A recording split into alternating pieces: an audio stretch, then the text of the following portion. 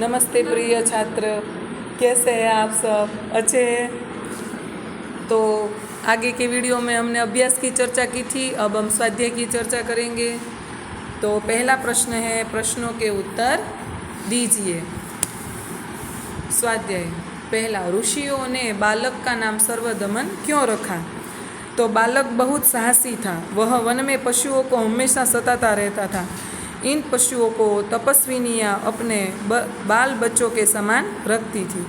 एक दिन उस बालक ने सिंह के बच्चे को पकड़ लिया और कहा कि तुम अपना मुख खोलो, मैं तुम्हारे दांत गिनूंगा। यह सब देखकर तपोवन के ऋषियों ने शकुंतला के बालक का नाम सर्वदमन रखना है, माने सबका दमन करने वाला। दूसरा प्रश्न है, दुष्यंत बालक के प्रति क्यों आकृष्ट हो रहे थे? दुष्यंत बालक के प्रति आकृष्ट हो रहे थे क्योंकि बालक बहुत बलवान और निडर था। उसका तेजस्वी मुख अग्नि के समान दमक रहा था। उसके हाथ में चक्रवर्तियों के लक्षण थे और हथेली की शोभा प्रातः कमल को भी लज्जित करती थी। इस प्रकार दुष्यंत बालक के प्रति आकृष्ट हो रहे थे।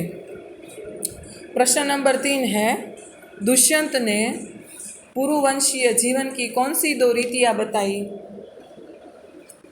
तो दुष्यंत ने पुरुवंशीय जीवन की ये 2 रीतियाँ बताई कि पहली, युवावस्था में वे महलों में रहकर पृथ्वी की रक्षा और पालन करते हैं, और दूसरा, वृद्धावस्था में जितेंद्रिय तपस्वियों के आश्रम में वृक्षों के नीचे कुटीर बनाकर रहते हैं।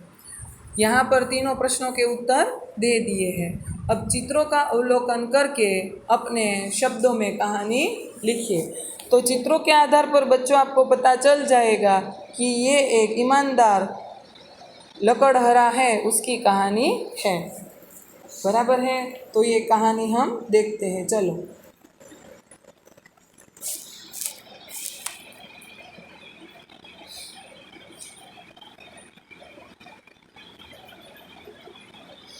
एक लकड़हारा था। वह लकड़ियां काटता था। इन लकड़ियों को वह बाजार में बेचता था। बगल में एक तालाब था जिसके किनारे बहुत सारे पेड़ थे। एक दिन रामू वहां पेड़ काटने गया। अचानक उसकी कुल्हाड़ी तालाब में गिर गई। वह जोर जोर से रोने लगा।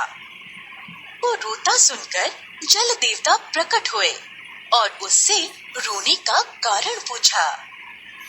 रामू ने उन्हें पूरी बात बताई। जल देवता तालाब में गए।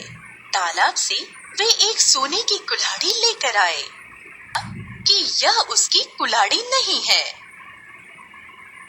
रोना सुनकर वन देवता भी प्रकट हो गए। वन देवता ने जल देवता से दूसरी कुल्हाड़ी मंगवाई। इस बार जल देवता चांदी की कुल्हाड़ी लाए।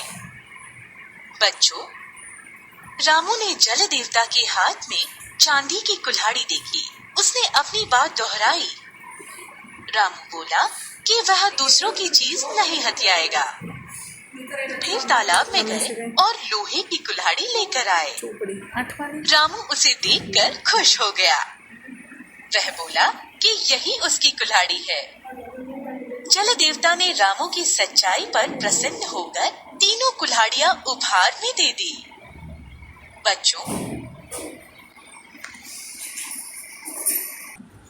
तो बच्चों, कहानी कैसी लगी आपको? अच्छी लगी ना?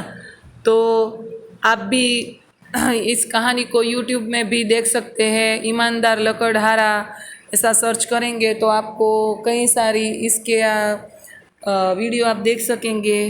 बराबर है? अब आगे की वीडियो में हम भाषा सज्जता की चर्चा करेंगे। तब तक के लिए बाय बाय। घर में रहिएगा, सुरक्षित रहिएगा।